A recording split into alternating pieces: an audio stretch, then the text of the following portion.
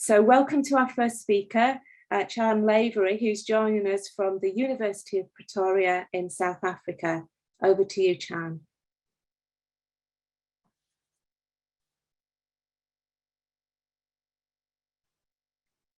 Hi, everyone. And apologies for my croaky voice. I'm just recovering from an illness. So I hope that it is not too annoying on the, recording. Thank you so much to Ellie, Carolyn, and Adele for organizing this fantastic panel. We are very excited to be part of the general Antarctica and the arts panel. Our paper is going to provide an account of what we think is the first African Antarctic Arts and Humanities Conference, which took place in May at the southernmost point of the continent of Africa in what is now the Agulhas National Park. I organized the conference alongside the two co-authors of this paper who are listed on the screen, Adrian van Eden-Wharton and Sophie Kohler. The focus of the conference was on Africa's relationship to its south-facing coastlines from the perspective of the arts and humanities, with the aim of navigating what it means to think Antarctica from Africa during the era of climate change. The conference was driven by two recognitions. One, the underrepresentation of Africa-based voices in Antarctic cultural affairs and vice versa. And two, the reality of melting ice caps and rising sea levels for contemporary African coastlines. The conference formed part of the 2021 to 2023 research project of the same name, which is hosted at the University of Pretoria, where I'm based, and funded by the South African National Research Foundation, and particularly its South African National Antarctic Program, known as SANAP. So in this short paper, all I want to do is describe the rationale for the conference, some examples of current work in this area that the conference provided, and to describe what is emerging from it, which is the developing network with its both opportunities and its challenges. So given the relative rarity of Africa-based artists and scholars working on Antarctic matters, the conference organizers aimed to bring together scholars and cultural practitioners from a wide range of disciplines, as well as those interested in adjacent topics who may be inspired to work in this area in the future. The initial invitation list included over 50 names, a number which actually surprised us in the end, and included marine archaeologists, historians, novelists, poets, performers, visual artists, literary and cultural studies scholars, filmmakers, activists, geologists, geographers, oceanographers, and biologists. The aim was to bring the arts and humanities into conversation with the sciences in order to explore the potential for interdisciplinary collaborations and for the cross-pollination of ideas, with a small emphasis also on just general education, as a lot of people don't know a lot about what's happening in the far south. Given that work in South African polar research is, like everywhere, is almost entirely science-based, the workshop also aimed to introduce cultural practitioners to pre-existing South African Antarctic research infrastructures and resources. And I've just put a few on the slide there. So it was also important to us that the conference be held at a location that was convivial, given the exploratory nature of the topic, and its emphasis on kind of growing something, incubating this developing network, and that it also highlighted and brought to the fore the central issues, that the African continent is both connected to the Antarctic in key ways and also very distant and separated from it.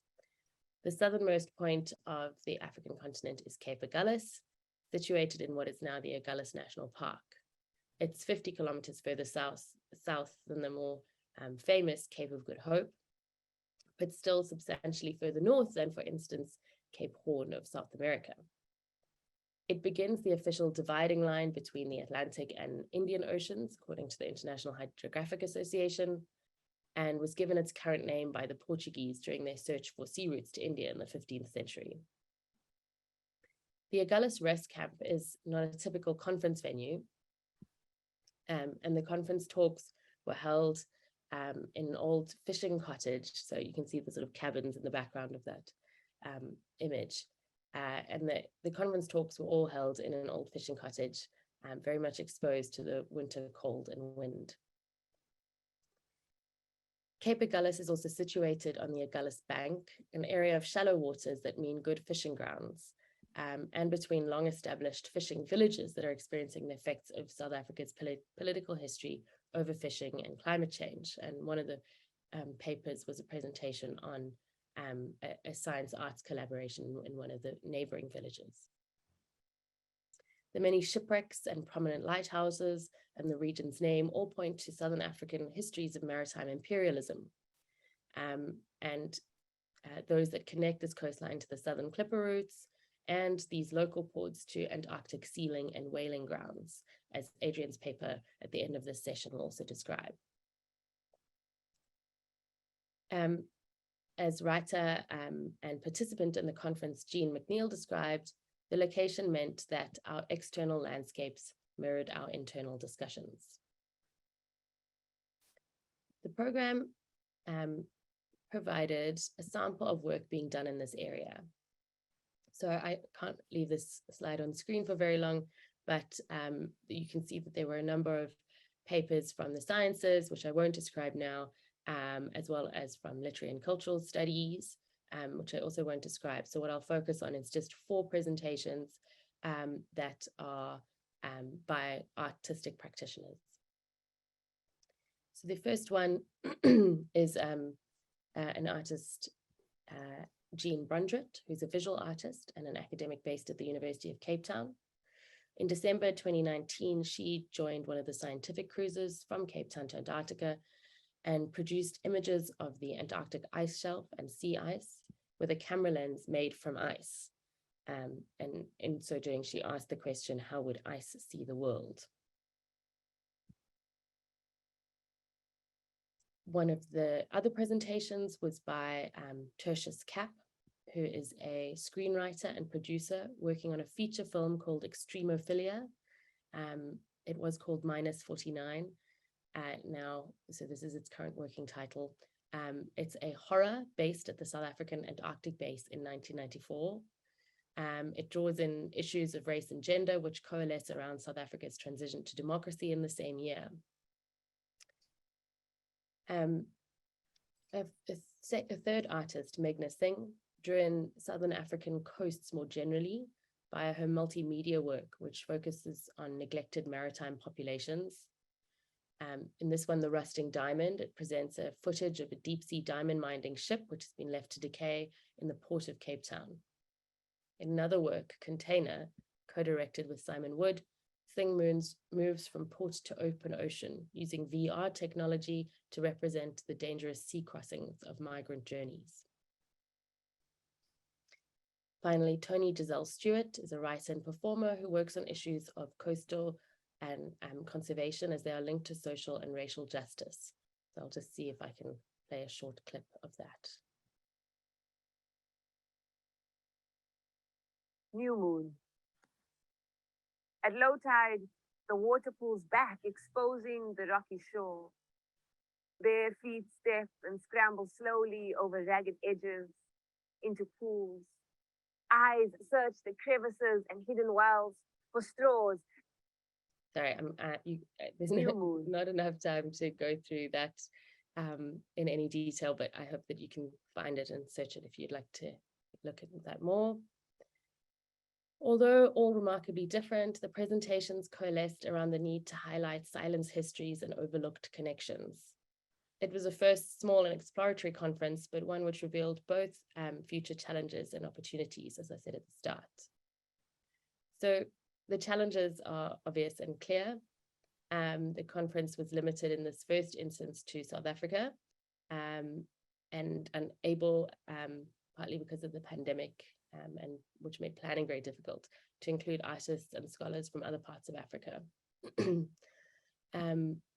This is the kind of SCAR map, which just shows that, you know, the rest of Africa does need very proactive inclusion.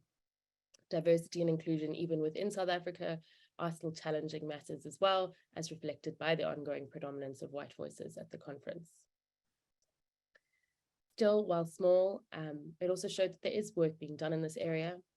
And it prompted the formation of an African HAS and Arts Network, which will also be linked to what is a new development in South Africa, the newly established South African Polar Research Infrastructure, bringing together research being done, primarily scientific research being done all around the country. We hope that the network will allow for the circulation of ideas, knowledge, and opportunities. And it will provide a way also of linking to the global SHAS community.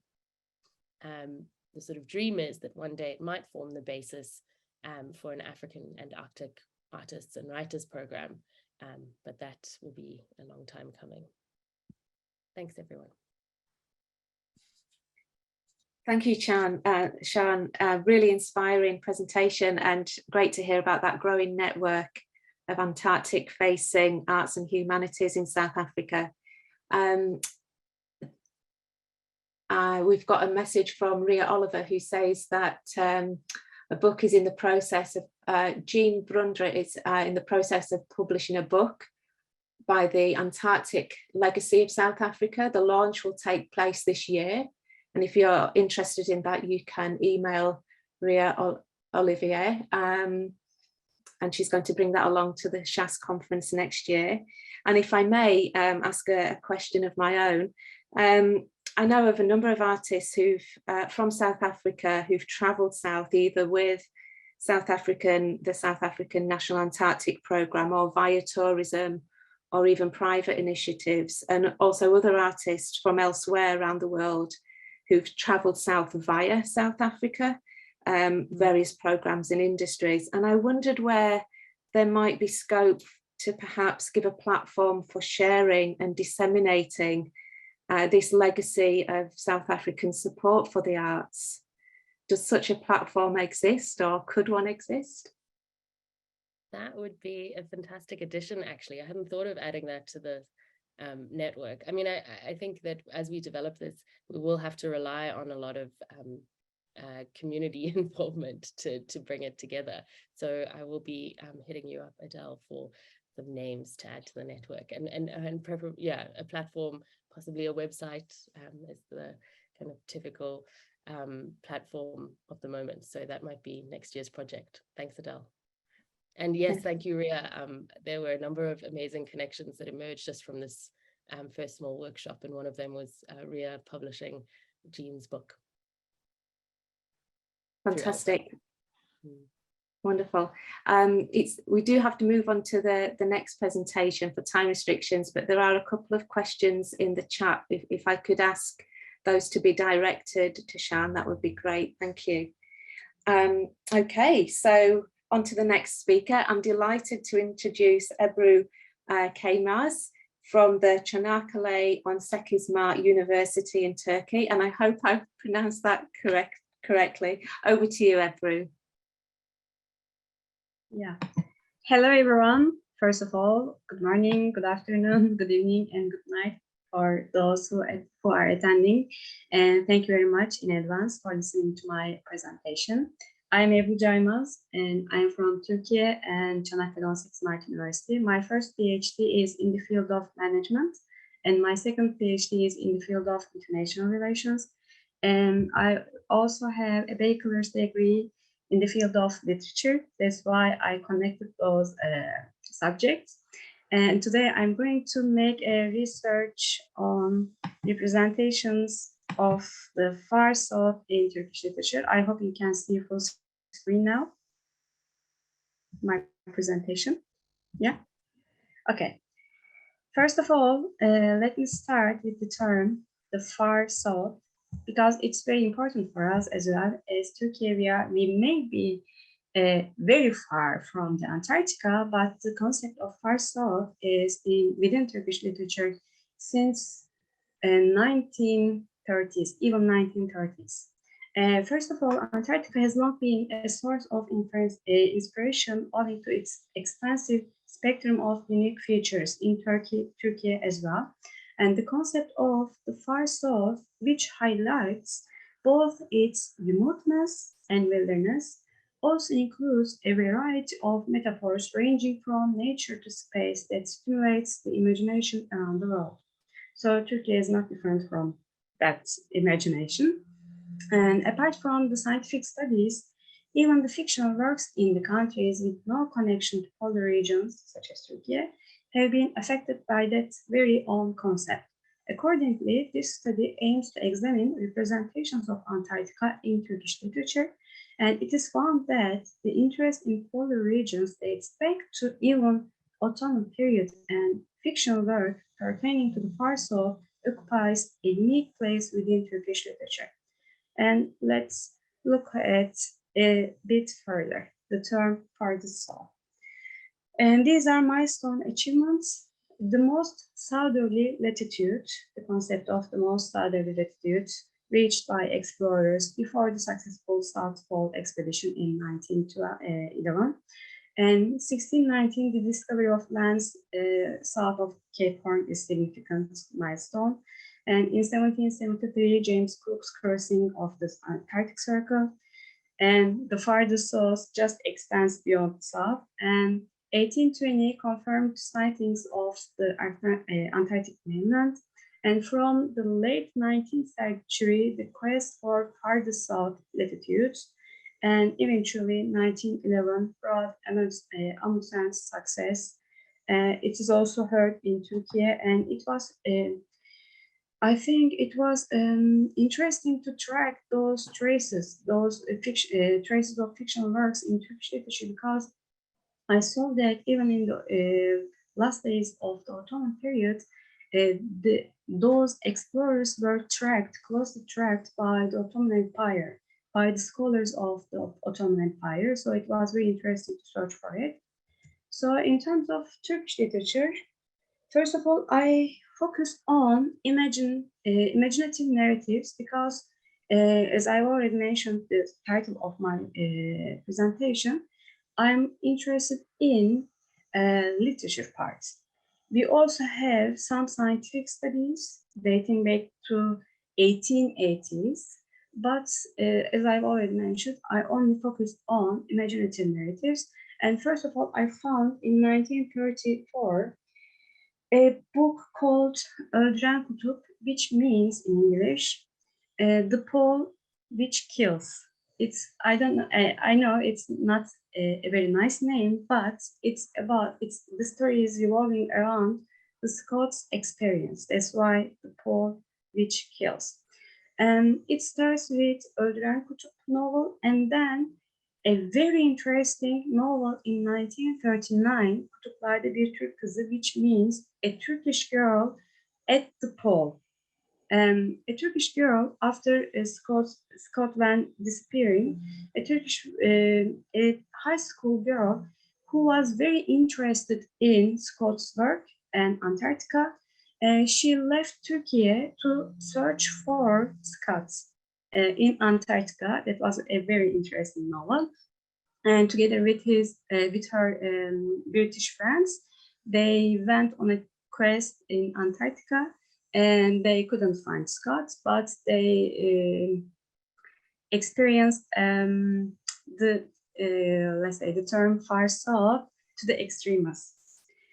And there was a latent period in which there were scientific studies, travel diaries, but not fictional, so-called fictional travel diaries, till the 1963.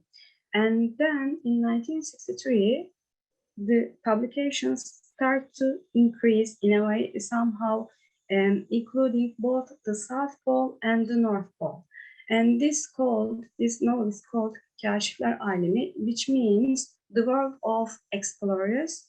It's different from normal travel diary because it has it includes some imaginative narratives. So it's different from normal travel diaries. That's why I included it. And then, especially within the 1990s, there has been a substantial increase in imaginative narratives, starting with Amundsen, because I included those novels because they all have in common some fictional imaginative works. That's why I also include those novels. For example, in 1999, A Sabotage at the South Pole. And in 2002, I will take you to Antarctica, which it means in English. 2005, it means Polar Express. There has been a book called Polar Express and a movie, but it's a bit different from that Polar Express. It both has references to the movie and the book, but it's a bit different from the original version. 2006, we have another interesting novel. It means the continent of mysterious ice, Antarctica. And that novel is about having children, forming a team of children for a quest to Antarctica. And it is also a nice one because it both includes some geographical features, at the same time also some fictional and mythical characteristics. That's why I also included them. And 2017, we have another interesting novel. At the South Pole, it means at the South Pole, there's a penguin, and most of them don't have another, let's say, publication. That's the original version. So I retrieved from the internet. That's why you see in both. It's visual arts are not the best because they do not have another publications. But it was really interesting to find that even in Turkey, we have different kinds of narratives pertaining to the concept of far south. And when you look at closer, we see that then, which means in the past, mainly translation of fictional works until 2000s, and stories generally revolve around polar explorers, and fictional narration based on mythical and geographical descriptions. But now, first, the number of publications related to both poles significantly increases, especially short stories for children. And narration includes scientific descriptions as well, in addition to fictional ones and mythical ones. And there has been an increase in both fictional and real travel diaries, especially after 2000s. We have a number of travel diaries who went to Antarctica for their own quest, and they included some fictional and mythical and geographical features in their travel diaries. And for example, Missing Antarctica or A Life in Antarctica, we have such travel diaries, and Searching for Antarctica. And we see that now currently both fictional and real travel diaries include geographical descriptions and fictional works, fictional narration, and at the same time some mythical, but not as much as in the past. So we see that there has always been an interest in the far south, in Turkish literature, but after 2000s, there has been a substantial increase. So thank you for your attention. If you have any questions, I would like to answer all of them. Thank you, Ebru. Really fascinating. And I learned so much from your presentation. Thank you for that. We do have a question that's come in here, and it says, it's really interesting that these novels based on the Scott expedition are appearing in Turkish fiction before they appeared in British fiction.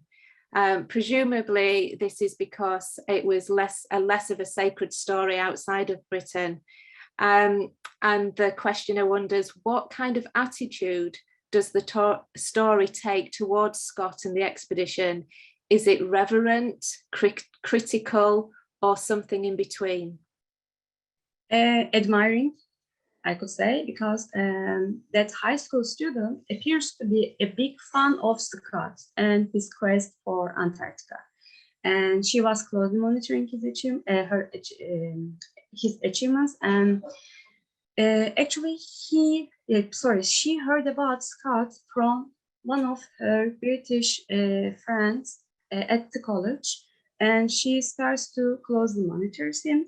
And then when he went disappearing, as a big admirer of Scott, she says that we need to find him because she doesn't believe that he is dead or he is lost.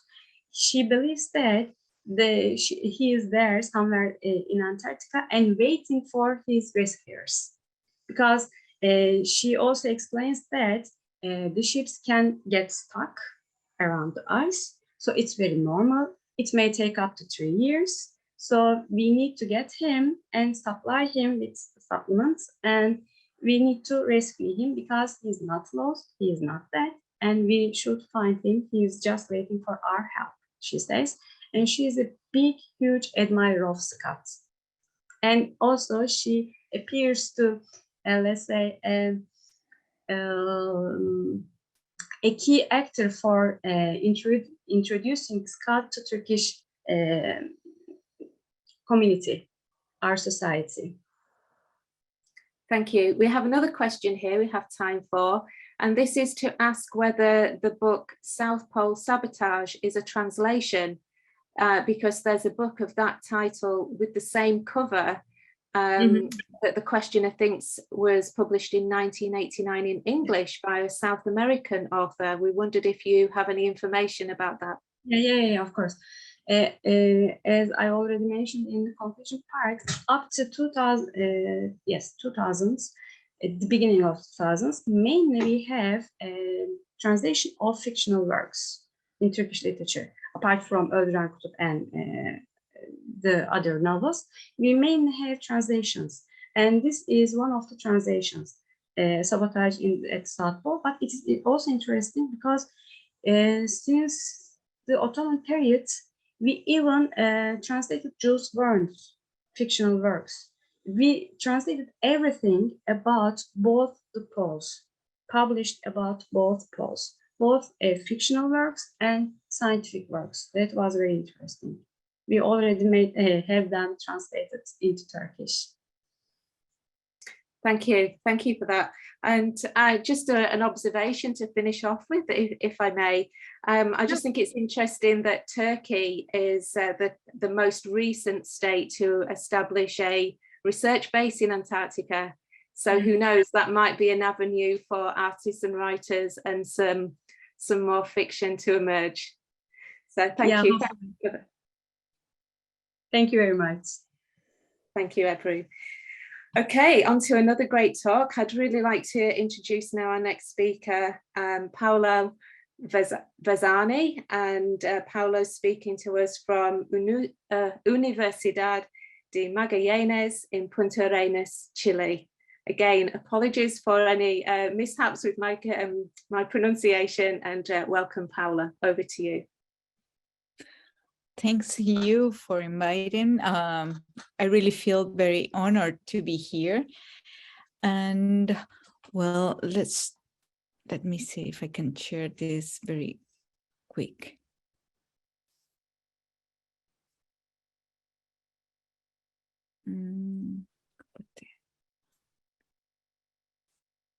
Oh.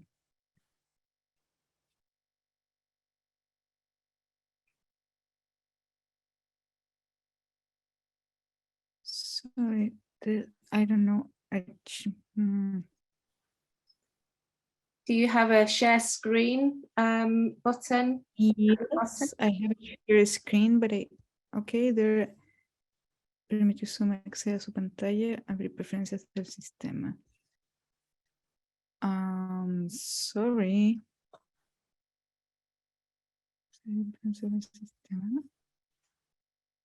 I don't know why I'm not being able to share it. I thought it was just to click it and there we go, as I always have done it. Básico avanzado archivos. Maybe I can. Referencias del sistema. Permite que el siguiente fotos, archivos.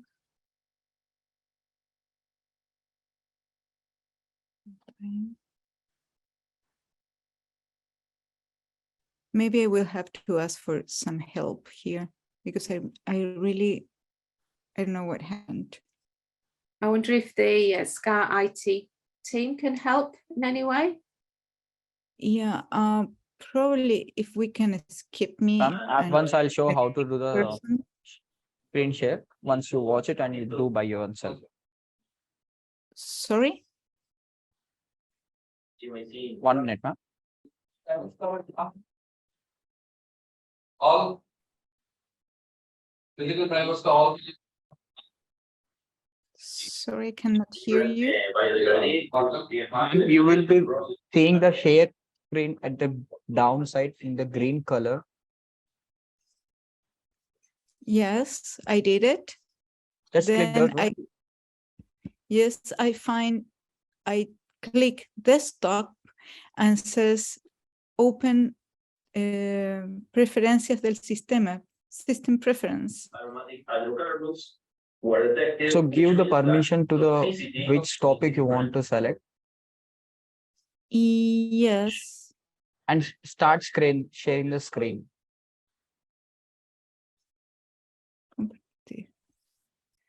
There is nothing there.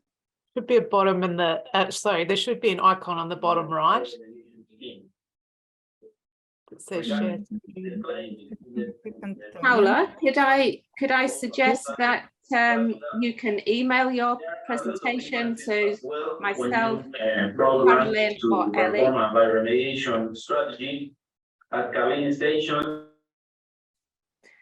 Paula, could I maybe you could email your presentation to either myself, Carolyn, or Ellie, and we could move on to Chris and line you up further down the line. Would that work? Perfectly. I will do it immediately. Thank you. Yeah.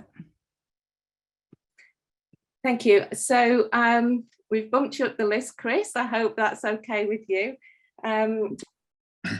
If you give me a thumbs up, if that's okay. Yeah. And I'm delighted to introduce Chris Drury, a visual artist from the UK.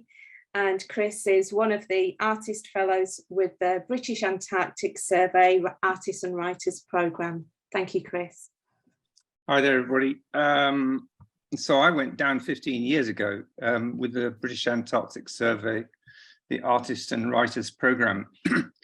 And the main base of the British Antarctic Survey is on the Antarctic Peninsula, which is where this is, where they trained us.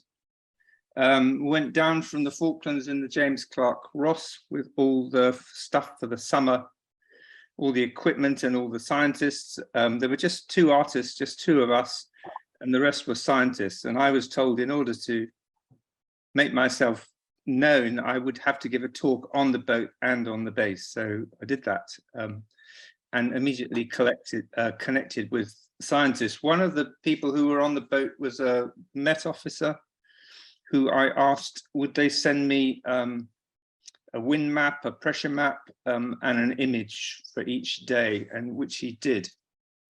So flying around the boat were albatrosses, and one of the wind maps was this. So this is one of the first works, which was a 1 day of wind in Antarctica and the flight of a tagged albatross over 18 months. I made 2 versions of this. This one is owned by the British Antarctic Survey. So that was the first work that was made. When I got to Antarctica, we asked to be sent after Christmas in the main base. There are about 100 people and a bit crowded. We asked to be sent to a small base called Sky Blue, which just had a couple of tents, and it was basically a small staging post for dumping oil so that planes could come in and refuel. So the evening I got there, it was, it's 24 hours daylight. So I asked the field assistants if we couldn't go up one of the nullataks. So we set off that evening, and this is us going up. Here's a first view of Antarctica, the absolute nothingness of it. Incredible sight. And that's a Brocken spectre on the right there. So I made a few works when I was there on the ice, and part of my practice has been to make different sorts of shelter. So I made an igloo with a young engineer. Supposed to take 2 hours. It took us 2 days, but the quality of the snow was absolutely perfect. You cut it with a saw and just lay it in blocks like a spiral. So here it is. This was the image I took before we capped it off, and everything in this image is just air and water. And then we had a cocktail party in it.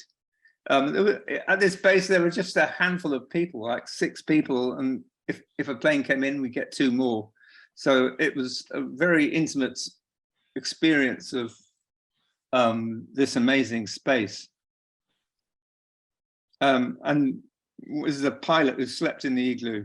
You can, the equipment's so good you could sleep like that, but if you wanted to go out in the night for a pee, be a bit of a problem. So I wanted to do a large drawing of the wind on the ice. So when I was at the main base, I asked a guy who knew how to do it, how to put a drawing onto a GPS. This was the drawing. And I did that for him on a map, and he put that onto a GPS and gave it to me and said, good luck. So when I got there, when I got to Antarctica and I got off the plane, it was like you couldn't make a mark on the ice. It was so hard. But then we had one blizzard, and there was a massive fall of snow. So I grabbed the GPS, taped it to the handlebars of the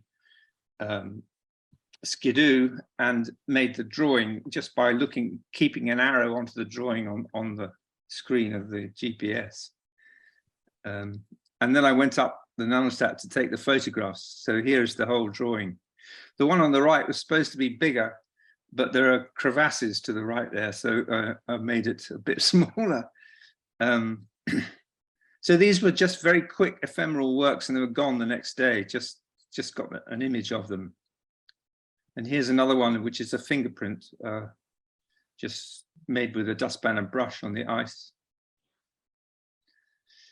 So one of the scientists there's called Hugh Core, they were flying, they were making echograms. They put radar on the bottoms of wings of twin otter planes, and flew a particular pattern out for 2 hours and back for 2 hours. And so this is the, yeah, you got to help fly these planes. It was brilliant.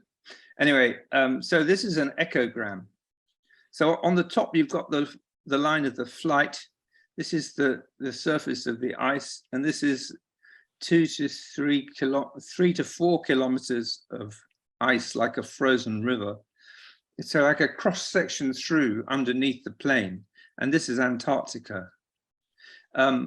It's 900,000 years of buildup of ice, which is goes back to Cro-Magnon man, which is not long in the history of our planet.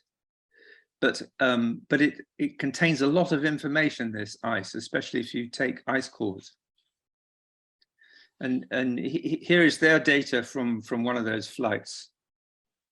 So these are the works. When I came back from Antarctica, I made various works with these echograms, and I went to Cambridge, and they gave me various files of the echograms. Here's one called Under the Ice Over the Unknown. There's the detail of it. It's drawn in pen onto a printout of the echogram. Here's another one. And another one. This is above and below sky blue. And this is called Lake Concordia. This is 4 kilometers of ice. It's very deep eastern Antarctica. And this shimmer is a lake between the ice and the continent. Antarctica is an experience of absolute nothingness, but it contains everything. So I made this work called Everything Nothing. And finally, one of the scientists said to me after the talk, he said, because I was very interested, I had been very interested in blood flow in the heart, and I was doing a lot of work on that and going into hospitals and stuff and doing echocardiograms. And he saw those images, and he said, and he showed me these echograms, and he said, this is like the heartbeat of the earth, which I thought was an extraordinary thing to say. So when I came back, and I got the pilot who flew these flights down to London, where I was working in the courtyard of a hospital. And I got the cardiology to do his echocardiogram, which is more or less the same.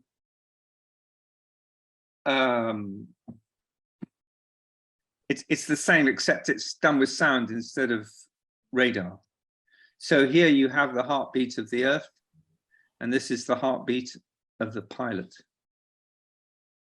Here is the echocardiogram. And here are the two put together. This is a screed through the echogram, and this is the screed through the echocardiogram, and put together makes this work.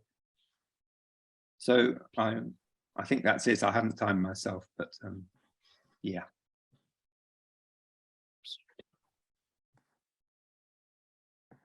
Any questions? Thank you, Chris. Really, really interesting. I'm a big fan of your work, and one of the things I really enjoy about it is that combination of art and scientific data. It seems like to me, it's a really elegant articulation of the Earth system, and really cleverly shows and reveals those interconnections across the natural world. If it's okay, as we're waiting for questions to come in, as your work in Antarctica, this work in particular, it was so context dependent, and the outcomes could not be known at the outset,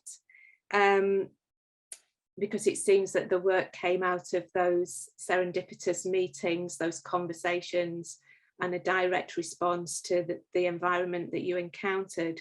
I wondered if you could share with us how you equipped yourself to be able to respond in that way, if there were any kind of tools or materials that you took with you to Antarctica. Thank you. I had all sorts of ideas about what I would do, and I didn't do any of them, because once you get there, the experience of the place just shuts you up, basically. And what I wanted to do was simply experience the place, and the few works that I made when I was there were just sort of like playing, really. But I didn't know what I would do. I really didn't. So I just took cameras. I took a video camera too, and I made some video works, and but mostly I just did the experience, and the experience at Sky Blue was extraordinary. I went to another small hut on the Antarctic Peninsula. That was fun too. And I just sort of gave myself into the experience, and I helped unload the planes of oil barrels and did everything you were supposed to do, and sat around in a hut in the middle of nowhere with a lot of interesting people, and had interesting conversations. I mean, that was what it was about, because the experience in Antarctica is a people experience as well as a landscape experience. So there's people from all walks of life go there, and a lot of them don't get on very well in society, so they're oddballs.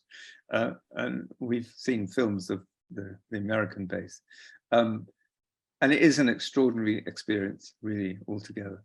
And the people there were just incredible. Just wonderful people, I thought. Thank you. We do have another question that's come in. Someone's written here. Let me have a look. It seems a pity that the British Antarctic Survey Artist Residency Programme no longer runs. And do you have any thoughts on this? Well, it is a pity, and it apparently costs £1,000 a day to keep somebody there, and they decided that they couldn't fund it anymore. And when we were there, and Brodie and I, you know, there were a lot of complaints from scientists that we were taking up science spaces, but not really, because in the end, we, you know, I got works into nature, and so I was still communicating about climate change really through nature and through science. So it's very short-sighted not to keep sending artists there. Actually, really, I can't believe that they're not. Yeah, let's hope that changes in the future. Thank you. Okay, thank you, Chris, for moving your presentation forward. We now have Paula Vanazzi's presentation lined up. So just give me a nudge when you want me to forward the screen, Paula. So I'm now going to share the screen. Okay, thank you.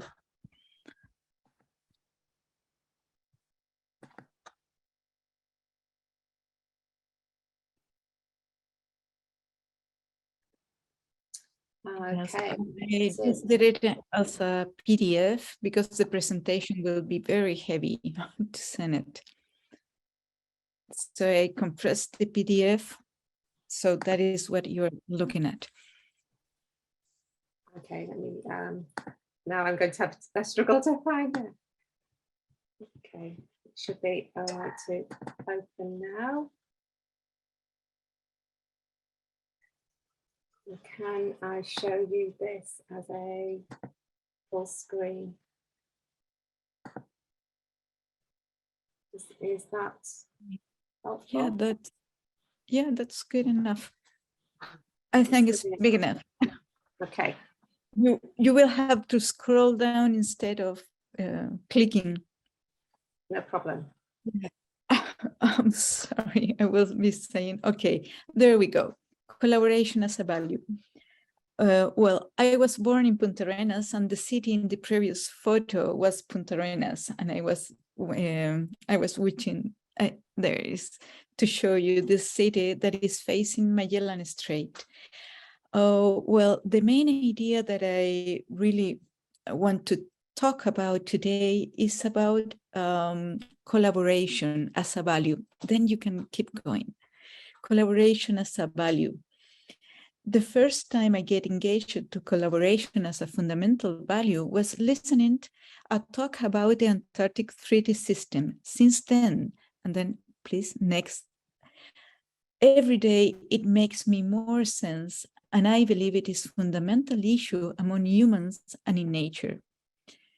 Firstly, I will talk about a personal experience in Antarctica that changed the way I look at life, and after I will show some of the works I do today as an artist. Here there is a sculpture, and you can see Antarctica as a map, because I'm very fond of maps and navigation charts, but also for me are metaphors of a sought overlap to the natural sources. So if we look at the map, please next. In this map that I make up, there is Punta Arenas, Antarctica, and the point marked there is Union Glacier. Please go ahead. Well, then go with this story. It was December 2013, and I was working as a regional director for the National Arts Council. From that platform, we developed the program called Antarctica Project, or Project A. After 4 years of hard work, we managed to take 11 artists to Antarctica. It is very important to say that it was possible only thanks to the collaboration of different Antarctic operators, such as private government agencies, such as Chilean Antarctic Institute, Air Force, Navy, National Art Museum, among others. After the residencies, many things happened, like our exhibits in Punta Arenas and in Santiago. A short film, documentary, photos, publications, literature. Project A was a local initiative, which is in my country very important to say, but it had national impact.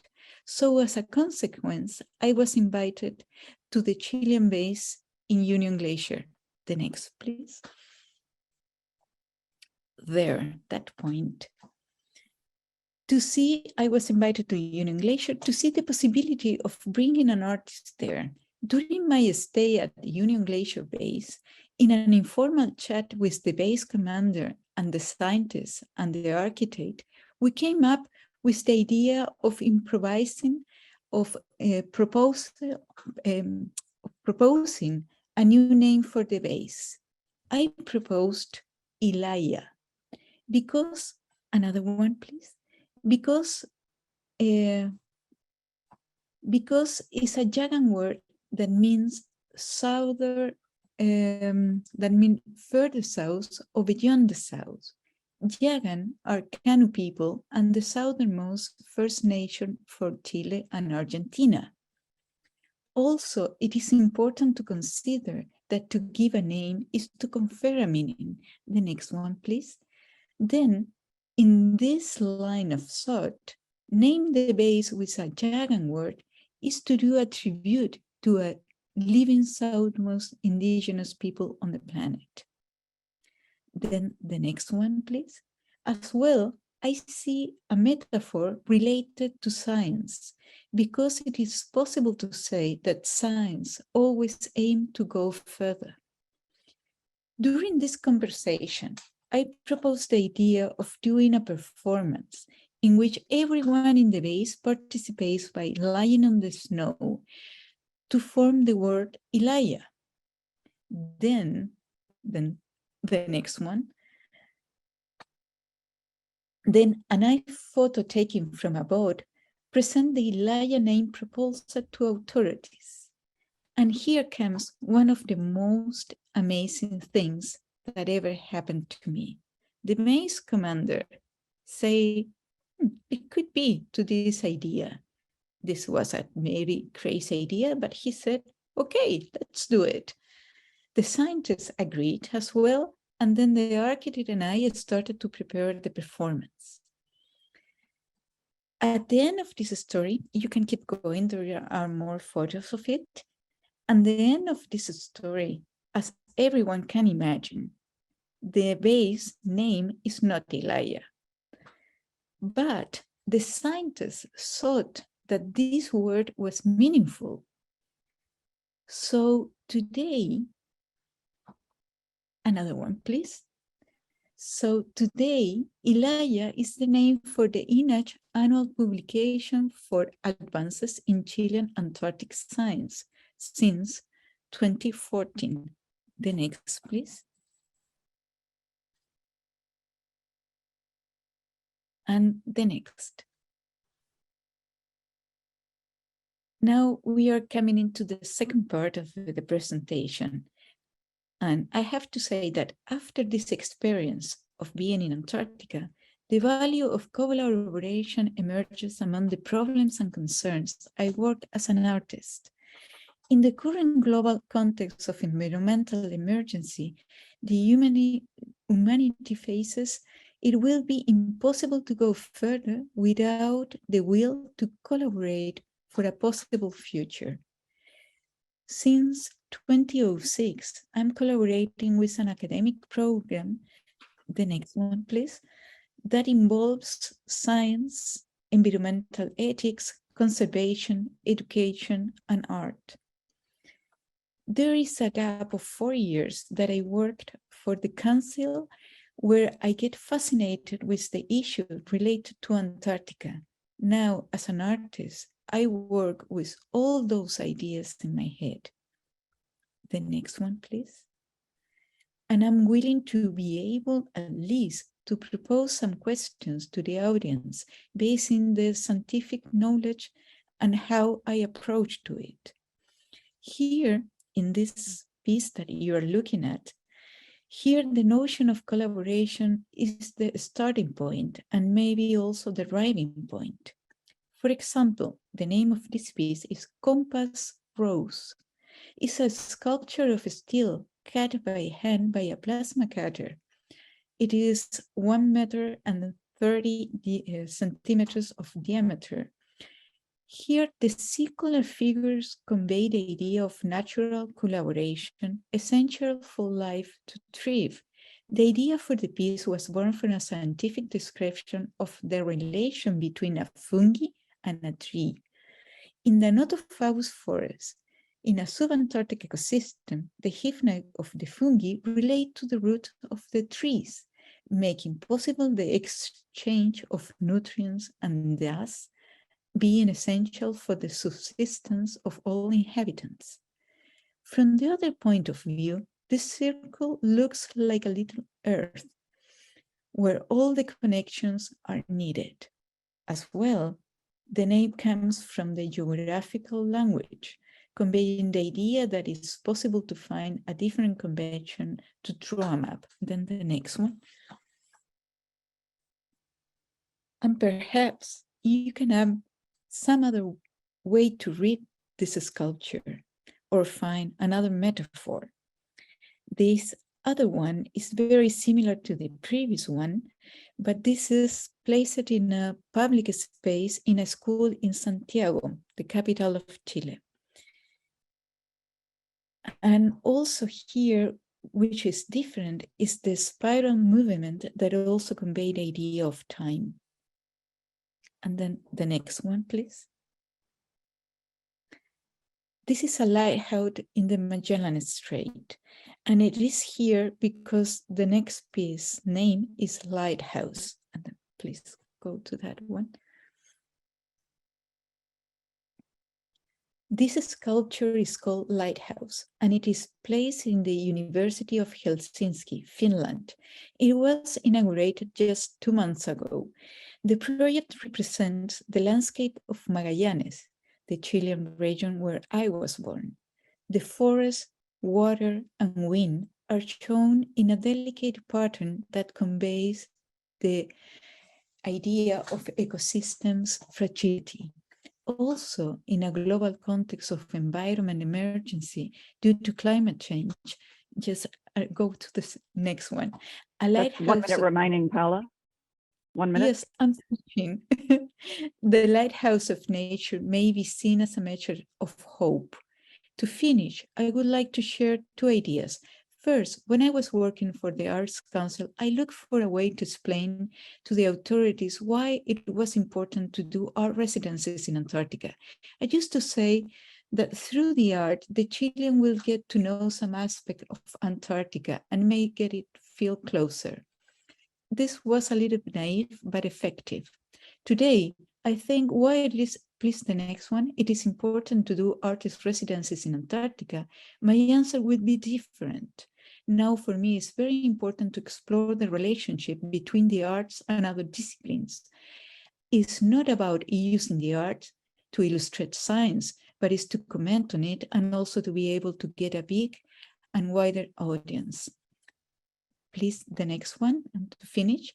To sum up, why we want big audiences to become engaged to Antarctica, my answer is to persuade a greater good based in Antarctic values, such as collaboration for the environment conservation. And collaboration is possible when something really makes sense to you. Sorry for all this perturbance about this presentation, but there we go. Thank you.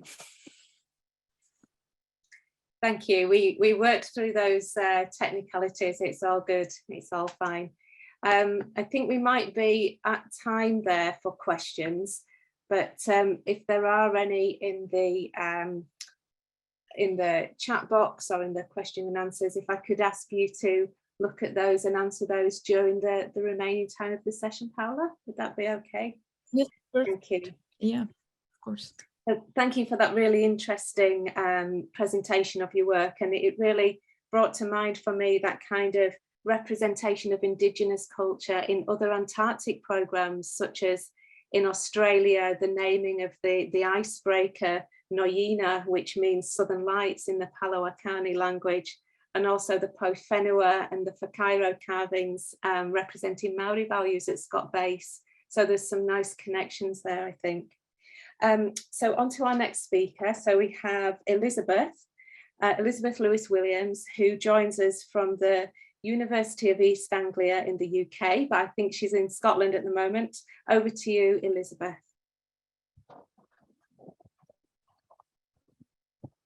Hello, everybody. Thank you very much for inviting me on, and thank you for some wonderful presentations. Thank you too to Adele, Elizabeth and Carolyn for convening this wonderful panel. I shall just attempt to share my screen.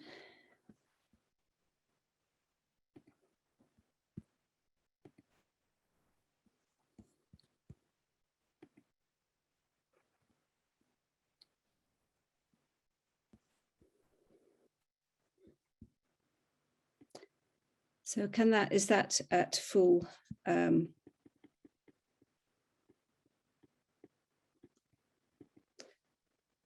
Great, okay. Thank you. The photographs you see here are of a replica Antarctic hut, which was built to house an immersive poetry film installation, which is still touring sites in the UK. The inside of the hut is set out to mimic the interior of the original refuge, the Reckless Hut at Portal Point on the Antarctic Peninsula, but it's adapted to enable an audience of up to 5 people to sit inside, some of them on a bunk bed, to listen through headphones to the soundscape and the poem spoken by different actors, whilst watching a film, a montage of archival film footage from the British Antarctic Survey archives, as if through the windows of the hut. The aim is to take everyone on a journey through time and space to Deception Island, a tiny volcanic caldera in the South Shetlands. This paper takes a practitioner's perspective on the evolution of the poem and the installation, focusing on the creative process involved in finding form, and we'll consider this as one reflection of the way the human imagination can act as an inbuilt remote sensing device which gathers and processes data to enable virtual observation or experience. The cartographer Philip Boache produced a map of Antarctica in 2 parts, based on a hypothesis arising from the size of icebergs depicted by Bouguer during his southernmost voyage. His hypothesis is given credence when we look at the subglacial topographic model of Antarctica shown in BedMap 2, which was created from data collected by remote imaging. Under the ice, Antarctica is not such a solid landmass. Boache had not visited the Antarctic, but created work based on the observations of others, imagining as well as giving image to the physical continent. Remote imaging has allowed the construction of detailed Antarctic topographies hidden from the human eye, and data collected this way requires an active imagination to configure and interpret. The animation of the creation of iceberg A68, as seen from a satellite, pulses like the ultrasound of a baby in the womb. The journeys of seals are mapped in colour. The speeding up of glacial flow shown in the moving colour as warming to red signals the dangers of melting ice.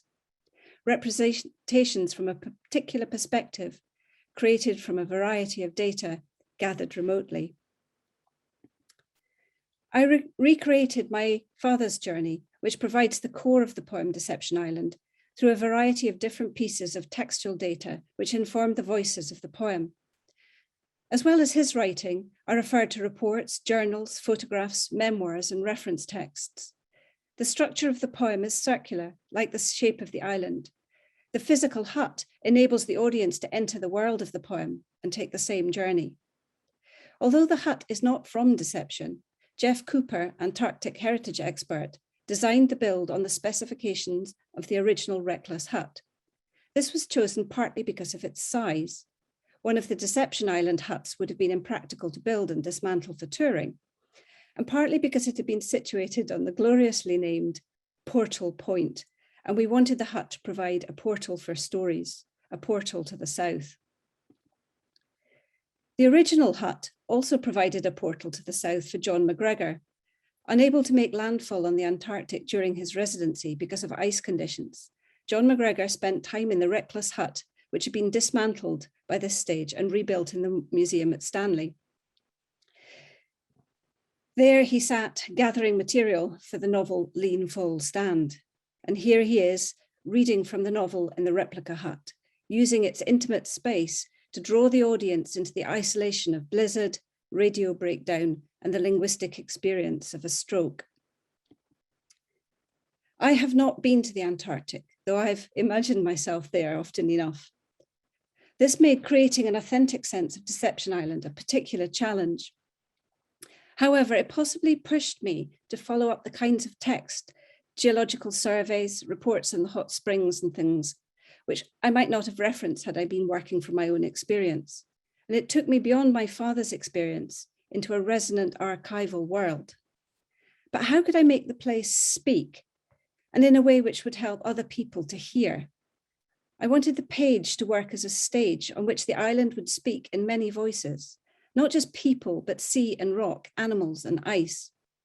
People often remark about the way the past seems to live in the present in the Antarctic. Combining the idea of the ice as the wide white page with Glyn Maxwell's idea that whiteness does the space of time, work of time, the voices of Deception Island speak across the spaces of the page and across time. The narrative moves from Neptune's bellows, the entrance to Deception Island, through the era of whaling to the time the British research base operated, and back out again. Characters are introduced in the left-hand margin and speak in the center. A shape-shifting witch works with the voice in the right-hand margins, imagist poems which set the scene to move the narrative forwards. This also acknowledges that the material is curated, its perspective unreliable, or at least not authoritative. The reader brings everything into being as their eyes move from left to right across the page. Given that each voice would appear as black and white, how could I make it sound as well as look different on the page? All the characters had their own poetic forms, traditional or invented. The epic conflict of rock and ocean, for example, echoed the iambic opening of Paradise Lost. The lines of basalt are solid, whereas ocean fragments the iambic visually and audibly with a combination of sibilants and spitting T sounds. The voice of the young whale, whose story highlights the horrors of industrial whaling, is narrated in ballad form, the traditional form for poetic storytelling, referencing its employment through the centuries to convey news, moral education, tragedy, and the supernatural. Human voices are part invented based on reading, but also snippets from letters and reports. They overlap in conversation. The archive is referenced in the margins and at the start. The witch stirs the sulfur of sentences in her cauldron of words, naming her sources. The voices interrupted are interwoven with the presence of coexistent nature.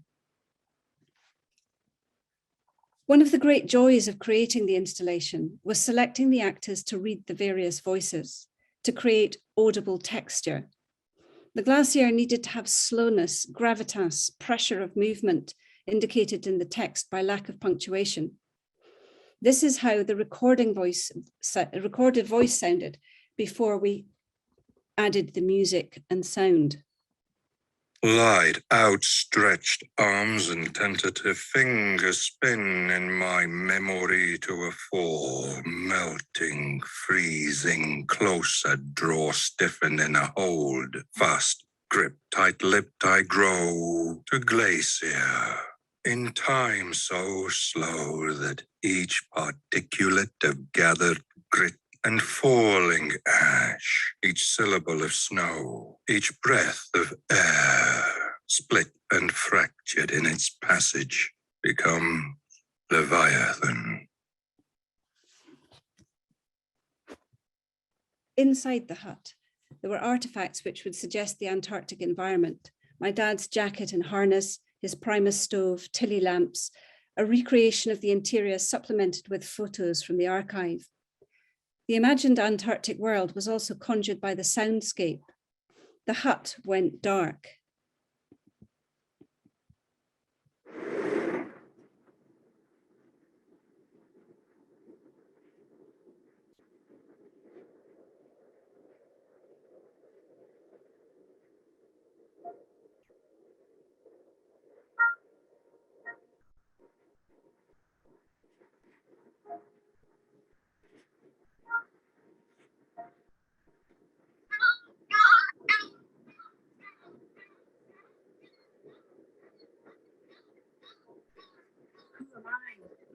Speaking in the dark.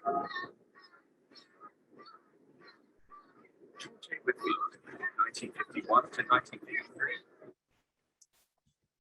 The sounds integrated in the musical composition were, for the most part, archival recordings. The whale's voice was accompanied by a cello score, which had recordings of whale sound as its bass notes, adapted for the cello and the human ear. The audience listened on headphones, intensifying the sense of immersion in the piece. All the media employed in the installation told a version of the story. The film was a montage of archive film in fragments like memories, in dialogue with the text. Lighting followed changes in mood, with a red wash of the hut for the whaling scenes and blue and white to indicate, oh, well, there was a lovely yellow orange for the glow for when the scientists arrived. The journey begins in the archives with a gathering of archival data and a translation of documentary and photographic material into poetic text. Explorations in poetic form and sound provide a way of engaging the senses in a textual experience of the island. Subsequent development of the text into an immersive experience in a replica Antarctic hut through found sound, musical composition, and spoken word, as well as the architecture and fittings of the hut, engage the audience physically with the text and, I hope, with the place. The storytelling around the installation, however, allows for explanations of its different modifications. One of my favourites is the employment of crosshead screws to allow for rapid assembly of the hut. And these, according to Jeff, would certainly not have been used by the people who built the original. Thank you. Audience feedback suggests that Deception Island really does take people on a journey through space and time. In feedback, the words journey, voyage, trip recurred, as did remarks on people's sense of walking into a different world. I'm not making a claim that Deception Island installation is a substitute for personal experience or that all travel should take place in the imagination. The installation does, however, provide intimate space for conversation and learning, a portal to the south. Thank you. If anybody would like to follow up the links, I have some links there. I could post those in the chat maybe. And stop sharing, there we go. Thank you so much. Really interesting, fascinating talk. And you really transported me to Antarctica with your presentation there, Elizabeth. Thank you. We have a couple of questions here we've got time for. The spatial layout of your poem with the comments in the margins reminds one of our attendees of Coleridge's famous Antarctic poem, Rime of the Ancient Mariner, as do the lines, there is a ship. Was this in your mind at all?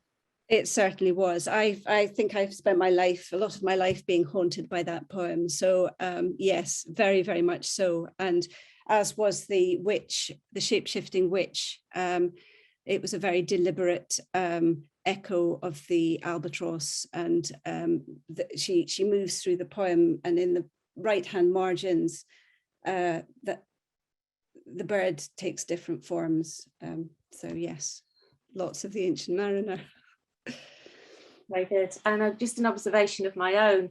I've been to Deception Island on tourist vessels, and I'm reminded that that entrance into Deception Island is very narrow and almost hidden. And it does feel that like you're entering into another realm when you enter that interior space of the island, which I think is a really nice geographical reality that connects with that idea of entering into a imaginative realm. And I just wondered, actually, that name Deception Island and Portal Point, they're real food for the imagination. I wondered if there were any other place names that have really captured your imagination. There are a whole lot of place names associated with emotions that I've always. Inexpressible Island has been one of them, and we just had a very brief and fleeting email and chat exchange about place names relating to characters from novels and fiction. But I think the two that really caught me were Deception Island and Portal Point, and it was just brilliant to be able to take the hut from the one, or recreate the hut from the one, and place it in the geographical space, which has always struck me as a portal to the continent anyway, as one of the first places visited and so on. And the shape of the island as well is a bit, reminds me of Sims Hole. But anyway. Yeah, excellent. Thank you so much. Really interesting. Okay, well, we're on to our next speaker already, which is, do we have Emmanuel with us? Yes, she is here. So a warm welcome to Emmanuel Sultan, who joins us from the National Museum of Natural History in France. Over to you, Emmanuel.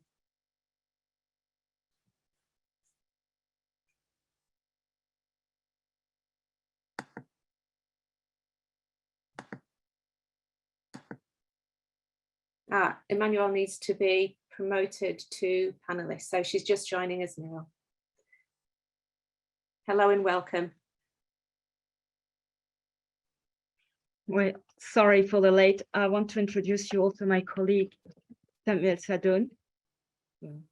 So we are in France, and I'm going to share my screen. And thank you very much for Adele, Elizabeth, and Caroline for this session. I'm very happy to join this session, and hope you will. Did I share my screen? Not yet. No, sorry. Okay.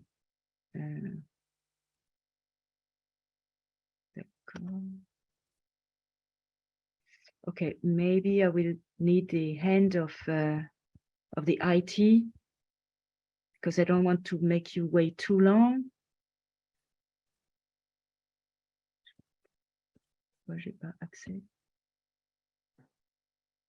I do have a copy of it here. Would you like me to share my screen? Yeah, please. I think it will be better. But okay. Cool.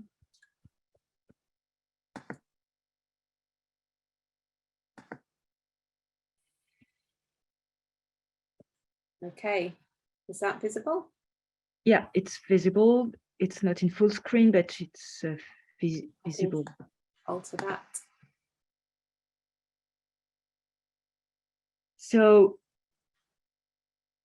Samuel and me, we will introduce a paper about Jules Verne and Antarctica. And for us, it's a way to explore futures for science and research in a world in metamorphosis, and it's a starting point of work. Next, please.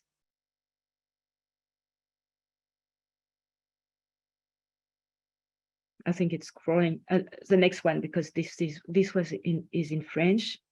So I have a foreword. The question is how to share one's work when the language of use and thought is not English, but in reality Globish. We therefore propose a double voice and a double language presentation as an attempt to share as inclusively as possible. It is a challenge and a bias. That means we have to present less than what could have been done in one language. An invitation to measure the time and effort needed to exchange with another person, whoever that might be. And Samuel is my colleague, is not fluent in English, so it's in his respect that we are doing this way. So next, please. So cross-interest challenges from inclusivity.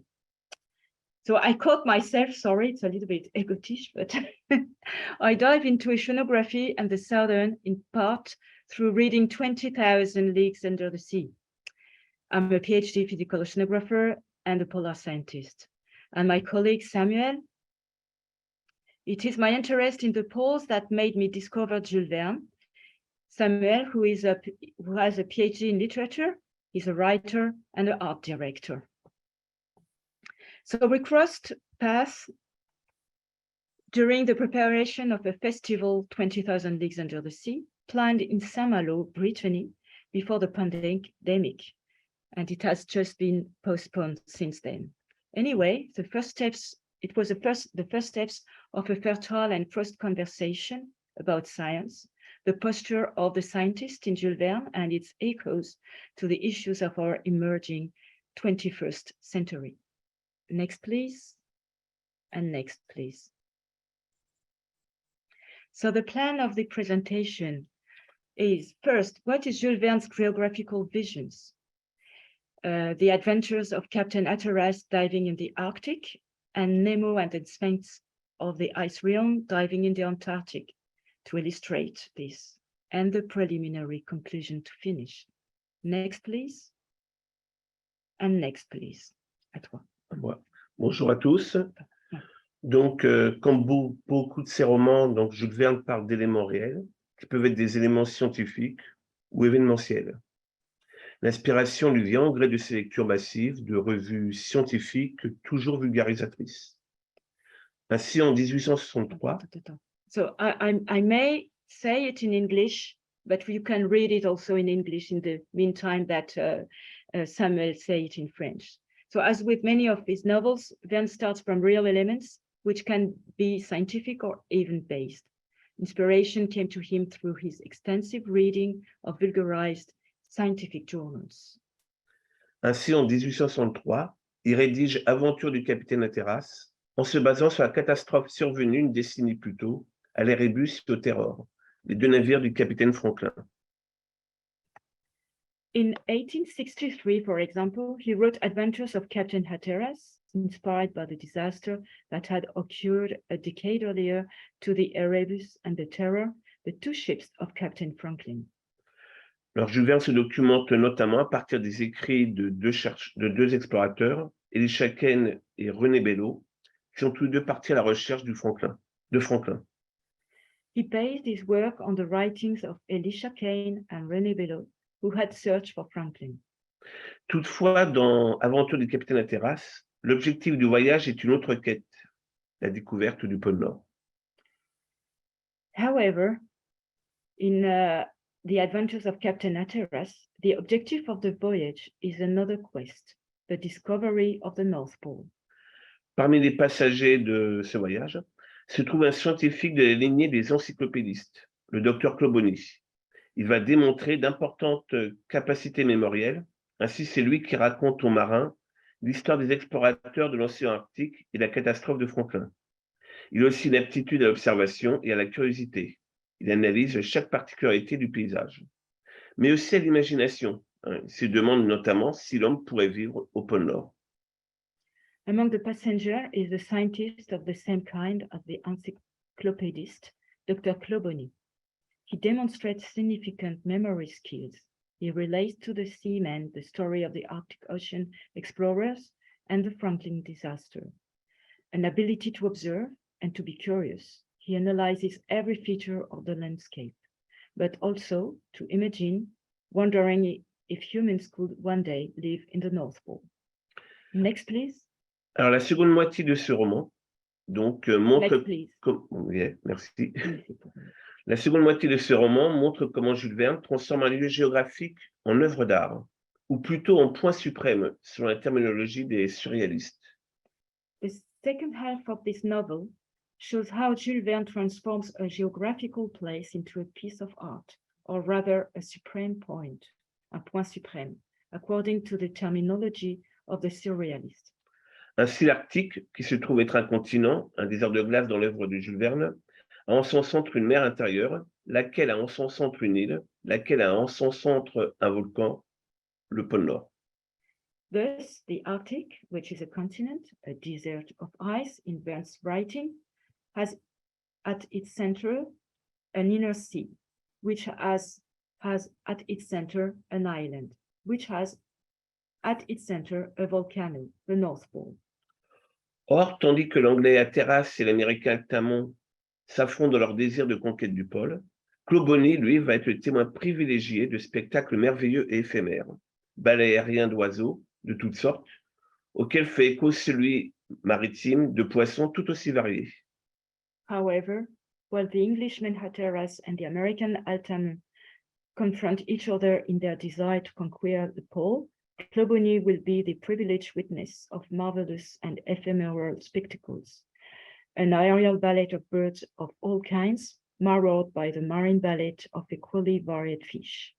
C'est le Graal qu'a pu atteindre visuellement le docteur Clawbonny, car il a su s'imprégner de ces territoires et se poser les bonnes questions. This is the grail that the doctor was able to reach visually because he knew how to immerse himself in these territories and was able to ask the right questions. Next, please, and double next. Thank you. Le premier personnage de Jules Verne qui va se rendre en Antarctique est le fameux capitaine Nemo, qui agit en conquérant, plantant son drapeau sur le pôle Sud. The first Jules Verne character to travel to Antarctica was Captain Nemo, who acted as a conqueror by planting his flag on the South Pole. Alors, toutefois, c'est en son nom propre que le capitaine du Nautilus agit, et par ailleurs, Nemo est beaucoup plus un héritier du docteur Clawbonny que d'Hatteras.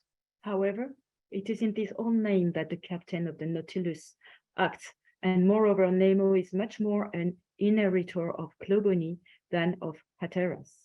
En effet, il est littéralement amoureux des océans et des fonds marins, et pour pouvoir y vivre, il crée cet extraordinaire sous-marin, à la fois engin de déplacement idéal, habitation merveilleuse et machine de guerre redoutable. He is literally in love with the ocean and the seabed, and to be able to live there, he created this extraordinary submarine, which is at the same time an ideal travel device, a marvelous dwelling, and a formidable war machine, the Nautilus.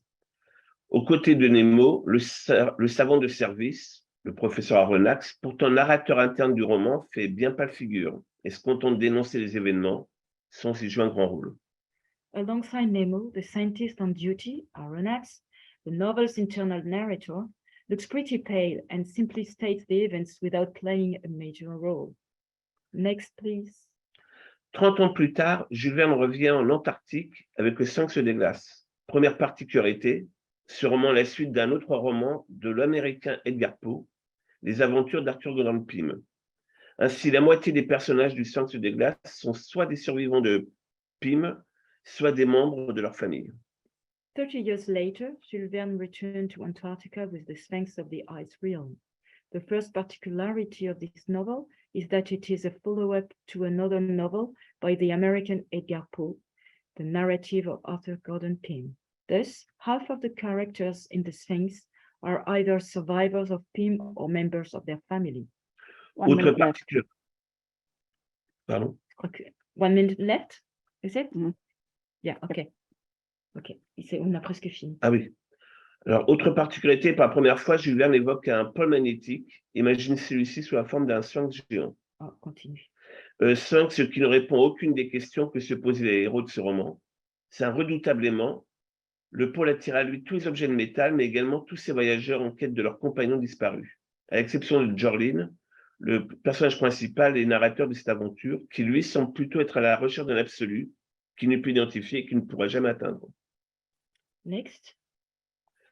Alors, les rôles sont distribués aussi selon les lieux et les époques d'écriture. Que ce soit dans le rôle du capitaine ou du scientifique, ces personnages sont tantôt dans l'émerveillement de la découverte, de l'observation, de la recherche de gloire, d'honneur et de puissance.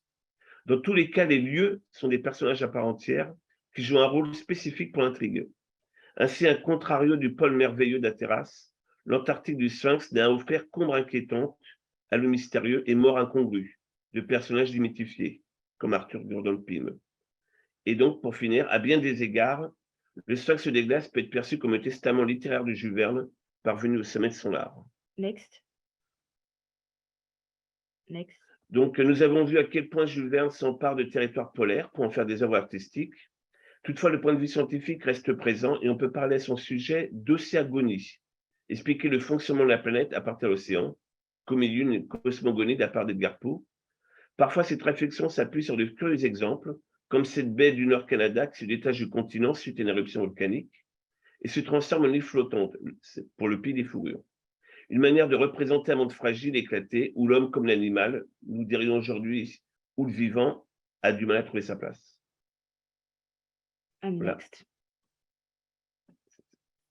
Donc, nous vous remercions. Voilà. Thank you very much for your attention. So we were running out of time for about a device we tried to test with you today, but I hope you have captured the essential of this talk. Thank you very much. Thank you very much for that. It was a wonderful juxtaposition of language there that I really enjoyed, and I think our attendees also enjoyed that. So I think we have time for one quick question. Thank you for a wonderful bilingual presentation. It's interesting that Verne's polar fiction seems to have been inspired primarily by Anglophone explorers and writers. Was he or any other French author inspired by the French Antarctic explorers, such as Dumont d'Urville or Charcot?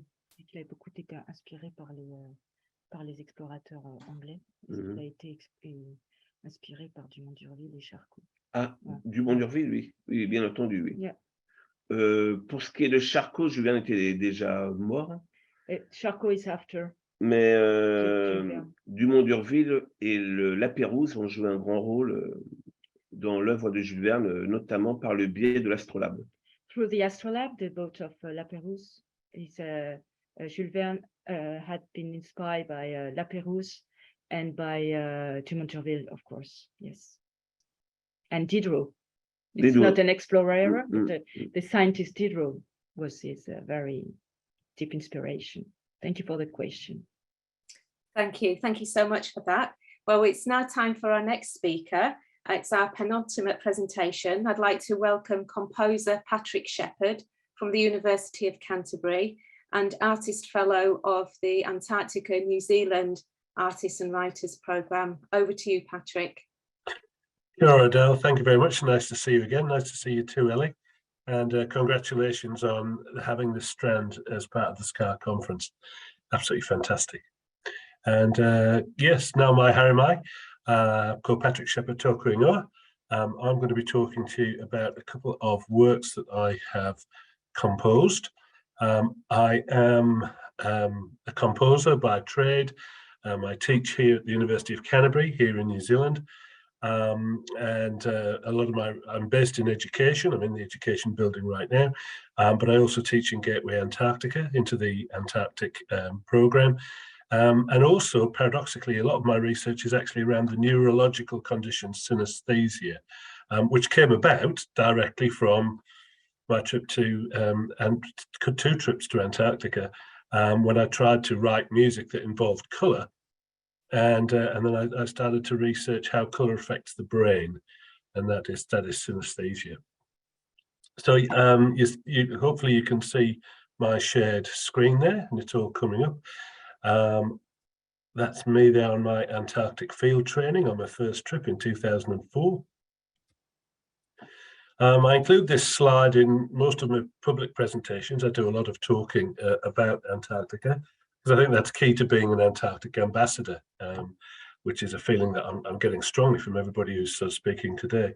But Apsi Cherry Garrard, who will pop up a little bit later on, saying that everybody who's been there really has a duty to talk about Antarctica as much as possible.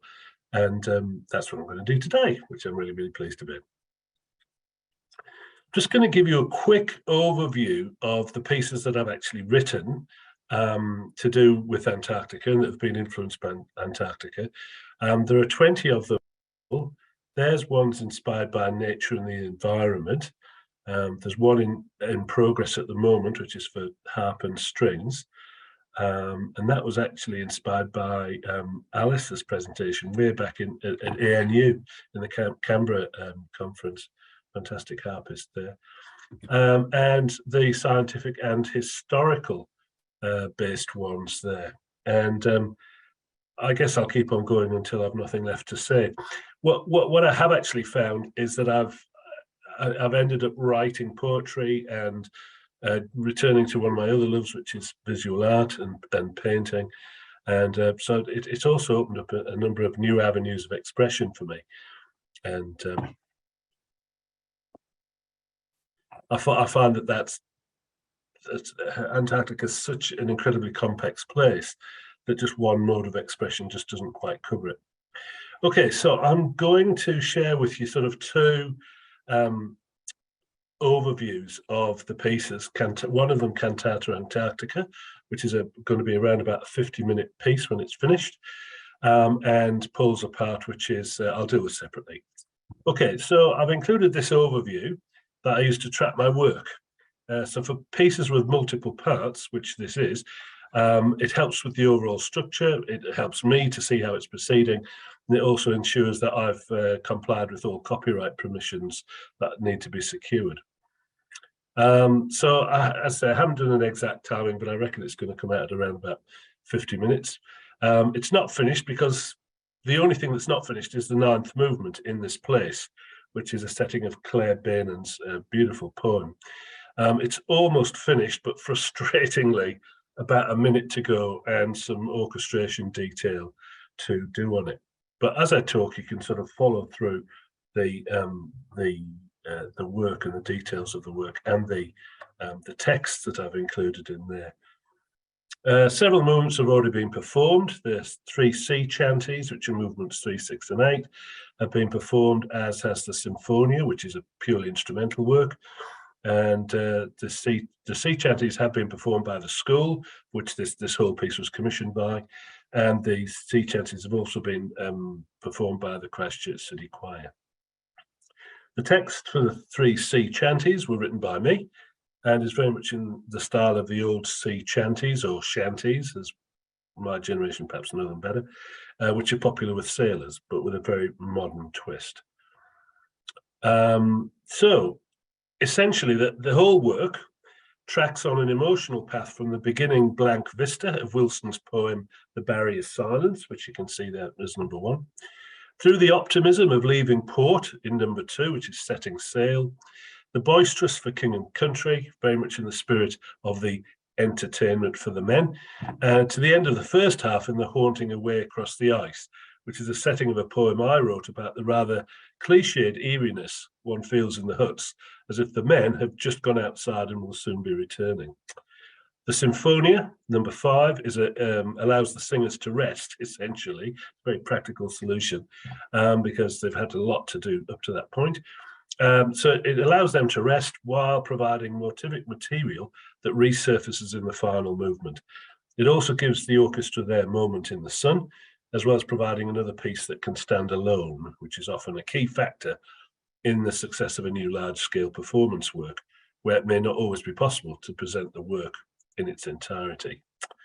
My Love Has Gone Away explores the loneliness of the women staying at home while their men go away for years on end to their mistress in the south, which is a theme that comes up a lot in Antarctic literature. The views of why these men, what's the allure of them going to Antarctica?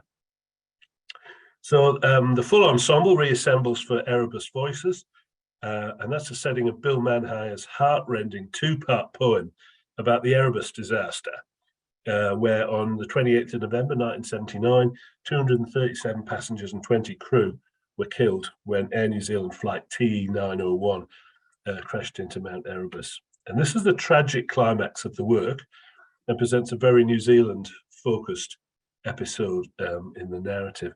Particularly poignant for me because when I was there in 2004, they actually found one of the doors from the airliner, and it was a very, very sad day in Antarctica that day.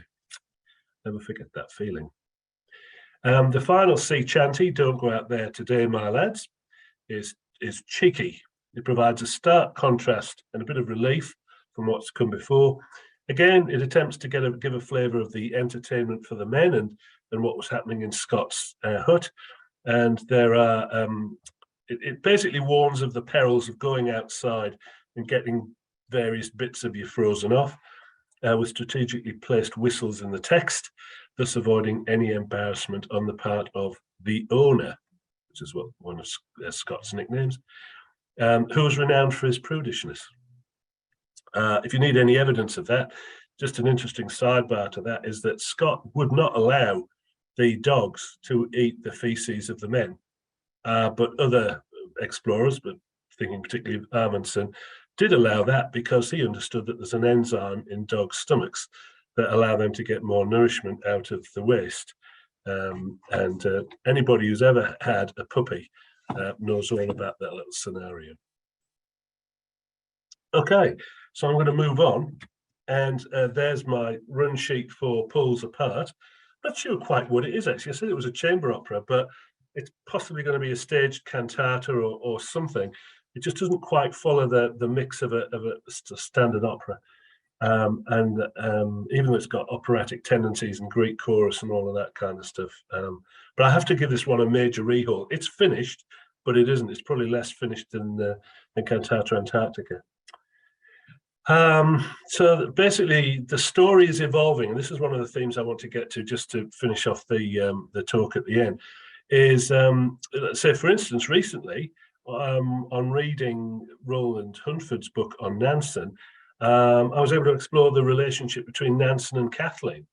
And so in number 5, the Lovers Habanera, that's going to change because I'm putting Nansen into the mix, because it adds an element of drama and fascination that sort of really, I feel, adds value to the drama of the piece. During the Love's Habanera, she's working, it says here she's working on a bust of Scott, but she's actually going to be working on the statue of Scott, which she constructed, which stands, or used to stand, on the beside the Avon River here in Christchurch. But there was actually even drama in that, because she argued over the money that was to be paid to her, and so she didn't quite get it all, and so she left a hunk of unchipped stone at the bottom of his left foot in a sort of fit of pique. So look, with this one, initially the story opens with Cherry, and just so Cherry reasserts himself in my narrative, and the downcast return of the crew to Oamaru, and that's chronicled in his book, The Worst Journey in the World, page 592. And although they've been approached in Oamaru, the crew are unable to tell anyone the details until the cables reached England. So they get to Littleton and eventually the news breaks. So Cherry is actually going to take on a much bigger role in this, because since starting this, I've got into his character more. And that's been one of the interesting things about working on these two pieces. They've taken so long, both of them well over 10 years, is I'm actually revisiting ideas now that really don't really hold the same interest that they did when I first came across them, and hence digging into Cherry and his mental state, and also Nansen and Kathleen and all of that kind of stuff. It's much more attractive now than the slightly more rose-coloured glasses that I was looking at them with earlier. So it's almost sort of revising my sort of artistic narrative. And then in scene 2, that's the famous picture of Scott's 43rd birthday party. And they give a toast to the king, and then they all break out into, again, typical entertainments that they had in Scott's hut. Birdie Bowes dressed as a woman and all of that kind of stuff. And they sing a song from the morning, which was Scott's previous expedition to Discovery. But it turns somber with the song The Ice King. And again, the theme of the chorus of the sailors' wives pining for their men, quote, far away in that cold white land. This has been performed, that piece was performed by the Canterbury Opera Youth Chorus very early on in the piece. And it's to the poem by J.D. Morrison. 1 minute left, Patrick. Okay, cool. So I think you can sort of see the narrative moving on there. So I'm just going to dive right to the sort of end and the reflection of the whole thing. So it's an evolving thing because I'm, you know, an Antarctican. It's Antarctic inspired work. I'm constantly revising my own work and looking back at things that are well over 10 years old. They are big themes. They've taken a long time. It's research, reading, bookcases full of books, watching things, reading, listening. And there's still material that you won't know and never will. So you've got to work with what you've got at the time. And that is a lesson I've learned. That the Antarctic artist's voice is unique, so make it sing. And I've done it literally in these two works. To paraphrase Shackleton, it's a journey within oneself. You discover new things. I mentioned Nanson's relationship with Kathleen. I'm currently working on a book that reflects Antarctic artists who've gone south with Antarctic New Zealand. And a recurring theme is that it's an awesome experience and you want to represent it authentically. And I guess really, as an artist, being able to look back on a body of work and view it objectively, and you gain a different perspective, reevaluating and refining, and hopefully at the end of it, seeing the truth, which is what the scientist and the artist are all about, and something that Stephen Pine alludes to in his book, The Ice. And that's my presentation. Thank you for listening. Question? Thank you, Patrick. We do have a few questions that have come in. Carolyn Philpott, one of the co-conveners, with Hi, her Carolyn. musical head on, has asked some questions. Sure. She says that some of these titles are very similar to Gerard Dawley's songs of the morning. Yes, yeah, I actually took them from that. I took those texts from the CD album, The Songs of the Morning. So I actually took those from there and then rejigged them and gave them a completely modern twist. So yeah, that's where that's from. Well spotted. I'm looking forward to hearing that, Patrick. I just thought I'd jump in instead of Cool, repeat my chat thing. But I was just wondering, it's great to see you using some of those ideas from those early expeditions in this work. I just wondered, do you use or have you used musical ideas from other heroic era expeditions in any of your other works that you showed at the start at all? Not really, because I kind of got into Scott. I think everybody sort of starts off by being an Amundsen person or a Scott person or a Shack person. And I was a Scott person just because I think he's incredibly flawed. And, you know, I love that in a character because one of my other favorite sort of areas of research is actually Kennedy. Not because of the assassination, but because he's just a fascinating character and in a different time and place. And that's with Scott. So no, and basically I've moved on from it. And that's the nice thing, that I'm actually looking at other people and other areas and other things. And it's funny working on stuff that kind of is it almost feels like somebody else's work because I've kind of moved on from that. Yeah, great. I'll look forward to exploring some of your other works more. Thank you. Thank you. Yeah. Well, keep in touch. I'm very happy to sort of show you where some of the other Antarctic stuff is. Quite a bit on YouTube under Patrick Shepherd Antarctic Music. Great. I'll check more of it out. Thank you. Oh, yeah, do so. That'd be lovely. Thank you very much. And there was another question, Adele? Was there? They were mostly from Carolyn, but I'll have a check through there. Yeah, I did wonder, I just thought you gave a really interesting insight into some of the process, which I found very, very fascinating. And I was curious to know, because you got a sense of journey in your work, what your audience responses had been to your compositions. I know these ones are in process, but your earlier work. Yeah, generally, and I mean, look, I mean, you've all found this, right? Is that as soon as you start talking about Antarctica, it's an immediate attraction, and people want to know about it, and it's an easy sell because there's an interest out there, and part of my job, sort of in a sort of education realm, is to take it out there, being an ambassador and putting it out in front of people.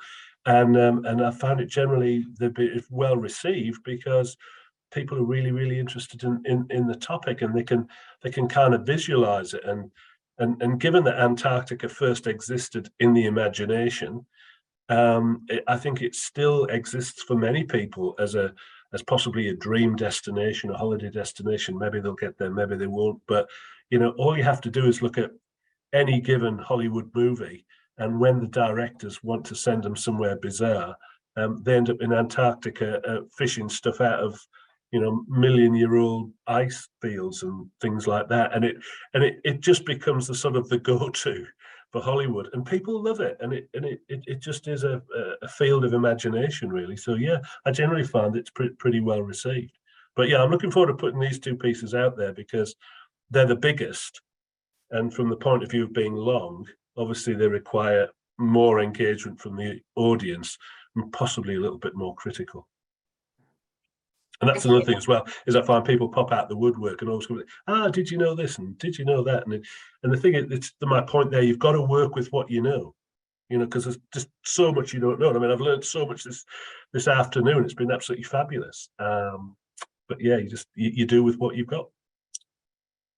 Thanks very much, Patrick. And we've got one more presentation, the final one of today's session. So I'm delighted to introduce our final speaker. Adrian van Eden-Wharton joins us from the University of Pretoria in South Africa. Thank you, Adrian. Thank you so much, Adele and Carolyn and Ellie. I'm just quickly going to switch to my screen share. Sorry, just give me 1 second. Can you see my presentation? Perfect. Yes. Thank you so much. Waterlog is an ongoing site-responsive body of creative work in which I focus on the entangled histories of the so-called harvesting of whales, seals, seabirds, and guano. I follow material and geopolitical flows in the enduring aftermaths of colonialism, extractivism, necrocapitalism, and military-industrial expansion. From the mainland shores and islands along the southern African coast to the South Atlantic, Indian, and Southern Oceans, the subantarctic islands, and finally into the frozen ends of the earth, Antarctica. Waterlog builds on an earlier project, Saltwater Bodies from an Atlas of Loss, a response to encounters along the shores of the South African west coast and adjacent islands. Earthly stretches of loss and exchange, these terra aqua sites are haunted by legacies of the slaughter and rendering down of marine animal bodies at an unfathomable scale, inseparable from settler colonial occupation, empire and state control, racial segregation, and coercive labor practices. For years, I've been following multi-species death assemblages, from the cold Atlantic Ocean, salt-laden winds, and arid landscapes along its shores, to the sweltering tropical humidity, cyclone swells, and tepid waters of the Indian Ocean. From Occident to Orient, the remains of beings brought together post-mortem or after death, rack zones and coastal graveyards, former sites of slaughter and processing, breakwaters and fencing platforms, hazardous waste landfill sites, museum displays. No longer officially exploited in most of these regions, the lives of seals, seabirds, and whales are nonetheless marked by heightened precarity. Oil spills, plastic, toxin, and noise pollution, relentless cycles of bycatch and entanglement, ship strikes, loss of habitat, disease, starvation. These are the many unspectacular forms of letting die. I sit with them, am touched by them, carry their smells with me, taste the salty residue on my skin. I circle their still moving bodies. While the 19th and 20th century international guano trade, for example, epitomizes ecological imperialism, capitalist commodification, and the disruption of nutrient cycles by literally displacing guano from seabird breeding sites to impoverished agricultural soils, it also reminds us that the unmaking of complex life-death relations and interwoven generational possibilities has many guises.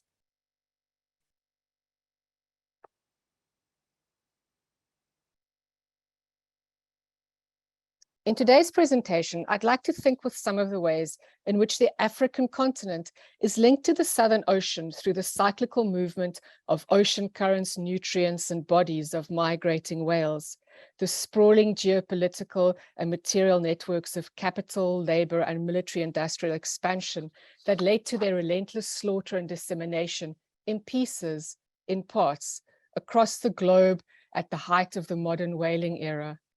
Alongside my site-based creative practice, I find piecemeal traces, cogent reminders of how easy it is to overlook or render these violent histories invisible in overfull archive boxes and moth-eaten shipping notes. The numerous European-owned or funded pelagic operations and shore-based factories along the west coast of Africa, spanning from Gabon southwards to Angola, Namibia, and South Africa on the Atlantic Ocean side, around the southern tip of the continent to the Indian Ocean on the east coast northwards to Mozambique and Madagascar, and the factory ships and their fleets and catches that used African ports not only as refueling or maintenance stops en route to the Antarctic whaling grounds, but also to take on board crews and laborers. And while the ocean and shore and countless watery bodies carry these more than human histories, in most cases, very little of the infrastructure remains. 2 sites on the South African coast are unique in this regard, and in an ironic twist on the implication of the whaling industry in 20th century warfare, both became military bases after the closure of the factory operations. Approaching the former whaling station grounds at Donkergat and the adjacent Salamander Bay on a small peninsula in the Atlantic Ocean, steel grey vessels now transport Special Forces Regiment members across the lagoon. A tranquil day, rare for around here, I watched the water push against the shore where the slipway would have been, struggling to visualize the slaughter, the lukewarm pools of blood. I stumble as I trace the overgrown foundations of the old blubber tanks. At the ruins of the Union Whaling Company station on the shores of the Indian Ocean, the air is heavy and thick. The summer heat and extreme humidity is suffocating. Once one of the largest and most complex whaling factories in the world, the walls of the crumbling buildings are now riddled with bullet holes from years of serving as a military training site.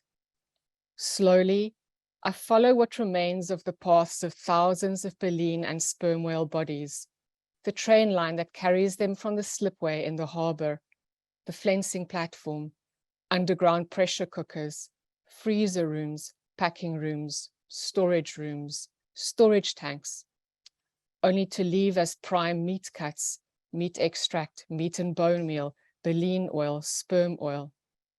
Processes further streamlined for the factory ships that would depart seasonally for the Antarctic hunting grounds.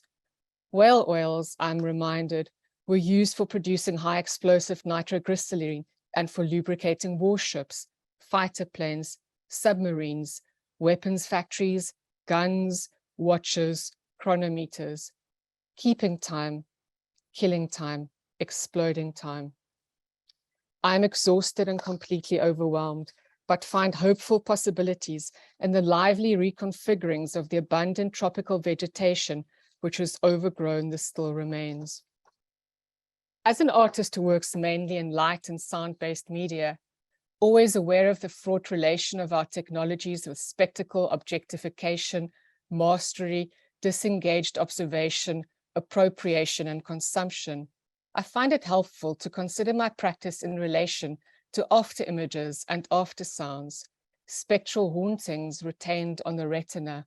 After images are neither fully present nor absent. Shifting and dissolving, they move between remembering and forgetting.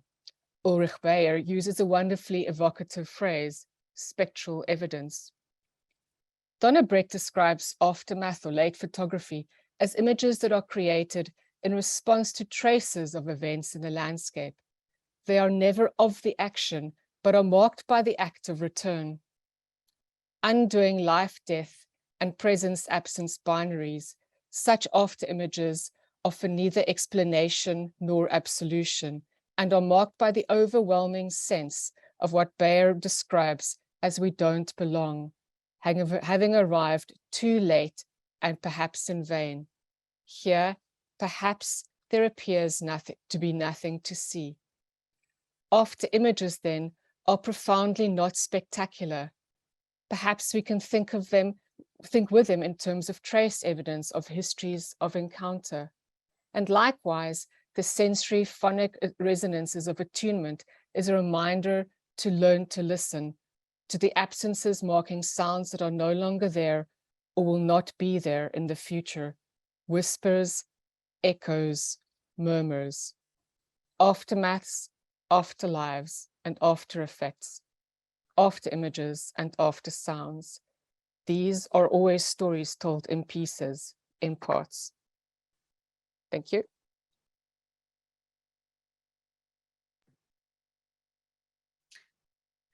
Thank you, Adrienne. A very thought-provoking and poignant talk there. For myself personally, it brought back memories of my first visit to the former whaling station at Grytviken in South Georgia, and the old buildings and the factory workings really had a feel of a death camp to me, and I found it extremely confronting and distressing place to be. And I imagine tracing those histories of human exploitation can be a very painful journey to track in your artwork. And I wondered if there was an element of catharsis in the work that you do. Thank you so much, Adele, for that question. Absolutely. It's, I think over the past couple of years, starting with the work that I did originally along the west coast of South Africa, and now the other work, I think, firstly for me, working in these spaces, especially in spaces, some of these spaces of former slaughter, a large-scale slaughter, others spaces that literally what Deborah Bird-Rose calls death zones, where kind of that divide between living and dying is so tenuous and porous. I think has often been a very difficult experience, but they're also spaces that one learns so much from. So I think that element of catharsis is always there. And that desire, I guess, for like a yearning towards more wakeful and just planetary futures. But I think it's also, it's necessary for us to allow ourselves to also break and to be broken, for curiosity to also be dangerous. And for me, even when I'm working in archives, these are never, I guess, removed or kind of safely distanced experiences. I find kind of working through this type of material and seeing how countless animal bodies are literally just turned into numbers and sums and weights and capital, and to start getting a sense of the type of exploitation also of the bodies of laborers are very disturbing experiences. But I think one needs to go through those things to hopefully to build towards better and more hopeful futures. Yeah, absolutely. And in a lot of ways, I think your talk and your presentation was a really good place to end, because you say it kind of leaves us yearning for more wakeful and more just planetary futures. And I feel that, I believe that all of us that are engaged in Antarctic arts and humanities, this is something that we're all striving for. So I think that's a good place to draw the session to a close. So thank you for that, Adrienne. Thank you so much. Yeah, and thank you to all of our presenters. I think it's been a really stimulating session. And thank you to Ellie and Carolyn for your excellent keeping the session on track there. And thank you also to the SCAR IT team throughout the session and throughout the conference as well. hopefully we'll see you all in Lisbon next year. And yeah, I just wondered, before we all disappear, as we did with the last session, could I take a screenshot of everyone who's participated to commemorate the occasion? Yeah, so it'll be all smile. Work well on the last one. Okay, let me just capture a selection. Okay, beautiful smiles there. That's great. Thank you so much. Yeah, once again, thank you to you all. It's been a superb session, and I genuinely hope we see you in Lisbon next year. Good Thanks, night. everyone. Thank Keep in you. touch, and thanks to all listening. Bye. Kia ora. Everyone. Bye. Bye. Take care. Bye. Thank you for this session. Bye, and thank you very much. Au revoir. Merci beaucoup. Bonjour. Thank you. Bonjour.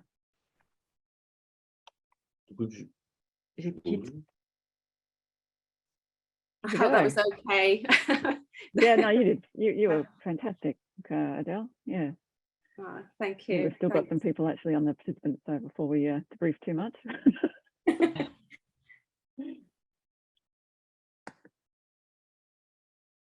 Great range of presentations, weren't they? Yeah, it was a great geographical range, and also different media, and really interesting to see what's going on.